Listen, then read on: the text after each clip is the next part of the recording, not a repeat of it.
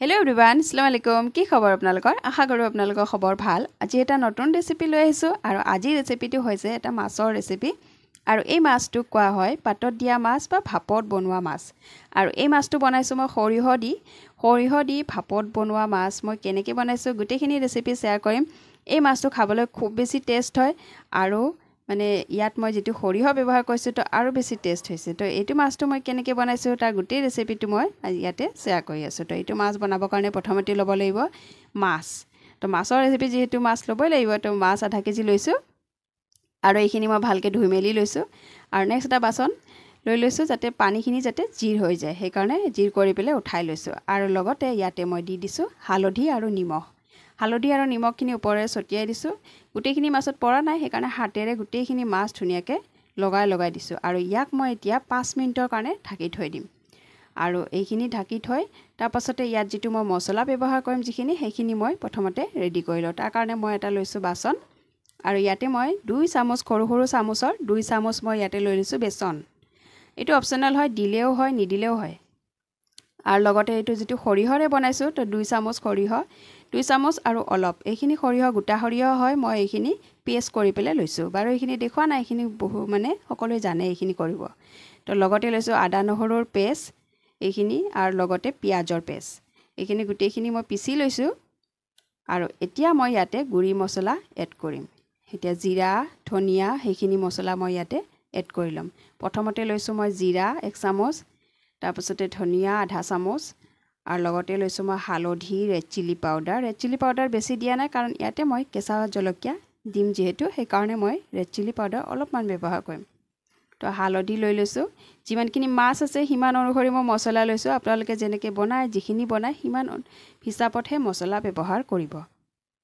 আৰু লগতে সোৱাদ অনুসৰি নিমখ 1 চামুচ লৈছোঁ আৰু অলপ দিছোঁ। আৰু লগতে ইয়াতে সৰিয়হৰ তেলখিনি দি লৈছোঁ। আৰু এতিয়া গোটেইখিনি মছলা মই চামুচখনেৰে ভালকৈ মিক্স কৰি ল'ম। আৰু লগত যিহেতু মই বেচন এড কৰিছোঁ সেইকাৰণে অকণমান বেচন আছে যিহেতু, সেইকাৰণে এইখিনিক ভালকৈ মিক্স কৰিছোঁ বেচনটোৰ লগত যাতে মছলাখিনি মিক্স হৈ যায়।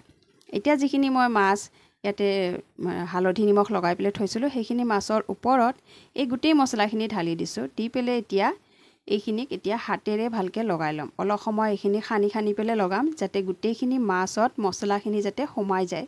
সেইকাৰণে অলপ সময় লাগে সেইকাৰণে এইখিনি সময় লৈ পেলাই ধুনীয়াকৈ মছলাখিনি যাতে মাছত লাগি যায়, সেইকাৰণে ওপৰ তলকৈ ধুনীয়াকৈ লগাই দিছোঁ। আৰু এটা কথা মন কৰিব লাগে, যেতিয়া পিঁয়াজৰ যিখিনি পানী থাকে আৰু আদা নহৰুৰ যিখিনি পানী থাকে মছলাত পেষ্টটোত, সেইখিনি যাতে ইয়াতে নিদিয়ে, অলপ জিৰ কৰি পেলাই দিব লাগে। কাৰণ এইটো কেৰাহীত নবনাওঁ, পাতত বনাম, সেইকাৰণে সেই পানীখিনি যাতে নাথাকে। এতিয়া মই কলপাত লৈছোঁ আৰু এই কলপাতখিনি মই গেছত দি পেলাই পুৰি লৈছোঁ অলপ যাতে ফাটি নাযায় সেইকাৰণে। তো সেইকাৰণে মই এই কলপাতখিনি দেখুৱাই দিছোঁ। এতিয়া এই মাছখিনি মই এই কলপাতত বান্ধিম। যিহেতু এইটো পাতত দিয়া মাছ হয় সেইকাৰণে এইখিনি পাতত দিম এতিয়া। তো সেই কলপাতখিনি সেইকাৰণে এনেকৈ ক'লা হৈছে যে ইয়াক পুৰি লৈছোঁ, সেইকাৰণে এইখিনি ক'লা দেখি আছে। তো এতিয়া মই এনেকৈ মাছটো দি লৈছোঁ এটা, আৰু লগতে ওপৰৰে এনেকৈ মছলাখিনি লগাই দিছোঁ। মছলাখিনি অলপ ড্ৰাই হৈ আছে, ড্ৰাই হ'লে ভাল হয়, নহ'লে বা পাতৰ ছাইডেৰে ওলাই আহিব বেছি গিলা হৈ গ'লে। তো এতিয়া ইয়াক মই জাপি দিছোঁ আৰু ক'লা সূতাৰে মই এইটো বান্ধি দিম। এনেকৈ এইটো বান্ধোতে সাৱধান হ'ব লাগে, কাৰণ একফালেও যদি ওলাই থাকে বস্তুখিনি বা নপকিব পাৰে বা কি হয় মছলাখিনি ওলাই আহিব পাৰে। সেইকাৰণে জাপা হেৰিটো চাৰিফালৰ পৰা জাপিব লাগে। আৰু এনেকৈ সূতাৰে দুইফালে প্ৰথমে এফালে বান্ধিছোঁ আৰু নেক্সট এফালে এনেকৈ বান্ধি লৈছোঁ। সূতাটো মেৰিয়াই দিলে হৈ যায়, গাঁঠি নামাৰিলেও হয়। তো এনেকৈ মেৰিয়াই পেলাই দি লৈছোঁ আৰু এইখিনি বান্ধি লৈছোঁ। নেক্সট আৰু এটা মই এনেকৈ দি লৈছোঁ মাছ। তো মই কেনেকৈ বান্ধিছোঁ কেনেকৈ দিছোঁ সেইখিনি মই গোটেইখিনি দেখুৱাই দিছোঁ। তো মছলাখিনি ওপৰে লগাই দিব লাগে, মছলাটো থাকিলে আৰু বেছি টেষ্ট লাগে, সেইকাৰণে মছলাটো মাছত এনেকৈ লগাই পেলাই আকৌ নেক্সট এনেকৈ মই বান্ধি লৈছোঁ। যেনেকৈ প্ৰথমে বান্ধিছিলোঁ ঠিক তেনেকৈ এইটোও মই বান্ধি লৈছোঁ। তো সূতাৰে বান্ধি লৈছোঁ, বা কলপাতৰ যিটো ঠাৰি থাকে ছাইডৰ যিটো আমি ওলাই দিওঁ সেইটোৰেও বান্ধিব পৰা যায়। তো মই সেইটোৰে নাবান্ধি সূতাৰে বান্ধিছোঁ। মই এটা এতিয়া দীঘল কলপাত লৈছোঁ আৰু এতিয়া মই 2টা মাছ একেলগে দিছোঁ, কাৰণ এই পাতটো দীঘল আছিলে সেইকাৰণে মই ইয়াতে 2টা দিছোঁ। আৰু মই এনেকৈ প্ৰথমে এনেকৈ জাপি লৈছোঁ মছলাৰ ওপৰত, যাতে মছলাৰ ওপৰত দি দিলে পাতটো কি হয় তাতে লাগি যায় আৰু তেতিয়া কি হয় বস্তুটো ওলাই নাহে। তো এনেকৈ দি লৈছোঁ। অলপমান এইখিনি মোৰ ছিঙি গ'ল, একো নাই, মই জাপ কৰি কেনে এনেকৈ লগাই দিম। তো এইখিনিও মই এনেকৈ বান্ধি ল'ম। এনেকৈ বান্ধি লৈছোঁ। বান্ধা ষ্টাইলটো মানে ভাল হ'ব লাগে, যাতে বান্ধাটো ভালকৈ বান্ধিলে মানে বস্তুখিনি ওলাই নাহে। তো এতিয়া মই এনেকৈ গোটেইখিনি মাছ এনেকৈ বনাই পেলাই মানে লগাই মানে বহাই পেলাই এনেকৈ বাছ বান্ধি যাম। তো সেইকাৰণে মই 2-3টা কৰি পেলাই দেখুৱাই দিছোঁ যে মই কেনেকৈ বান্ধিছোঁ। তো এনেকৈ এইটো মই এনেকৈ যাবি, এইটো পেটিৰ পিচ আছিলে, সেইকাৰণে এনেকৈ এইটো বেছি টেনশ্যন নাই, সেইকাৰণে পটককৈ এনেকৈ জাপ কৰি পেলাই বাছ বান্ধি দিলোঁ। তো এনেকৈ মই এতিয়া গোটেইখিনি মাছ যিখিনি আছে বাকীখিনি গোটেইখিনিও মই এনেকৈ পাতত বান্ধি ল'ম। গোটেইখিনি মাছ মই পাততে বনাই আছোঁ, তো সেইকাৰণে গোটেইখিনি পাতত বান্ধি লৈ মই দেখুৱাই আছোঁ। তো এতিয়া মোৰ গোটেইখিনি পাত এনেকৈ পাতত বান্ধা হৈ গ'ল। এইখিনি মই দেখুৱাই দিছোঁ। তো এতিয়া মই এইখিনি এটা ফুটা বাচন লৈছোঁ। যিকোনো বাচন বা ষ্টিমাৰ থাকিলে ষ্টিমাৰতো দিব পাৰে, যিকোনো বাচনত দিব পাৰে। মই ষ্টিমাৰত দিয়া নাই, ইয়াতে দিছোঁ।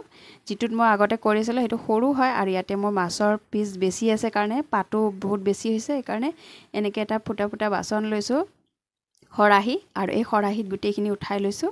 লৈ পেলাই এনেকৈ দেখুৱাই দিছোঁ মই। তো এতিয়া মই এইখিনি ভাপত দিম, মানে পানী তলত দি পেলাই ওপৰত এইটো বহাই দিম। এইটো কিছুমানে চৌকাত কৰে, চৌকাত কৰিলে ভাল হয়, বহুত কম সময়ত হৈ যায়। কিন্তু মই গেছত কৰি আছোঁ, তো গেছত এনেকৈ পানী উতলিব দিছোঁ। এইখিনি গেছৰ পাৱাৰটো কম কৰি দিয়াৰ কাৰণে এনেকৈ দেখি আছে বা পানীখিনি পূৰা উতলি গৈছে। এতিয়া মই ওপৰেৰে ঢাকনি লগাই দিছোঁ আৰু ইয়াক মই 45 মিনিটৰ কাৰণে এৰি দিম এনেকৈ। কাৰণ 45 মিনিট লাগে, 40-45 মিনিট লাগি যায় এইখিনি, কাৰণ যিহেতু এইটো ভাপত পকাই আছোঁ। তো এতিয়া 45 মিনিট পাছত, মানে 40 মিনিট পাছত এবাৰ খুলি চালোঁ যে হৈছেনে নাই। কিন্তু পাতৰ ৰংটো আৰু অলপ হেৰি হ'ব, সেইকাৰণে আৰু 5 মিনিট সময়ৰ কাৰণে মই দি দিছোঁ। কাৰণ প্ৰথমতে মই 40 মিনিটৰ কাৰণে দিছিলোঁ, তাৰপিছত আৰু 5 মিনিট, মানে সেইকাৰণে কৈছোঁ যে 45 মিনিট সময় পূৰা লাগে। তো 45 মিনিট পাছত মই একদম ফাইনেল এইখিনি পাতৰ ৰংটো দেখিছে একদম ক'লা হৈ আহিছে, মানে এইটো মাছটো পূৰা পকি গৈছে। তো এতিয়া মই এইখিনি এটা এটাকৈ ওলাই পেলাই দেখুৱাই আছোঁ। তো এতিয়া ওলাই লৈছোঁ এটা প্লেটত এনেকৈ গোটেইকেইটা, আৰু এটা মাছো এনেকৈ খুলি যোৱা নাই। তো ধুনীয়াকৈ এনেকৈ হৈ আছে, সেইকাৰণে বান্ধা ষ্টাইলটো ঠিককৈ বান্ধিব লাগে। তো এতিয়া মই খুলি দেখুৱাই আছোঁ। মাছৰ সূতাটো প্ৰথমে খুলি ল'ব লাগিব, তো টানি দিলে ওলাই আহে, বা মই দুইফালৰ পৰা যাবিছোঁ যে সেইকাৰণে। তো এতিয়া এনেকৈ মই খুলি লৈছোঁ হাতেৰে। এতিয়া মই এনেকৈ খুলি লৈ মাছটো মই দেখুৱাই দি আছোঁ, দেখিছে?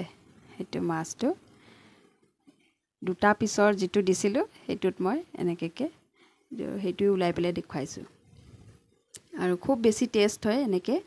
তো এইটোৱে আছিলে মোৰ আজিৰ ৰেচিপি, ভাপত দিয়া মাছ বা পাতত দিয়া মাছ বুলি কয়। খাব খুব বেছি টেষ্ট হয়। আৰু এইটো ৰেচিপিটো যদি যিসকলে জানে তেওঁলোকেতো জানেই, কিন্তু যিসকলে নাজানে তেওঁলোকে ট্ৰাই কৰি চাব পাৰে। এতিয়া নেক্সট ভিডিঅ'ত লগ পাম, তেতিয়ালৈকে আহিছোঁ।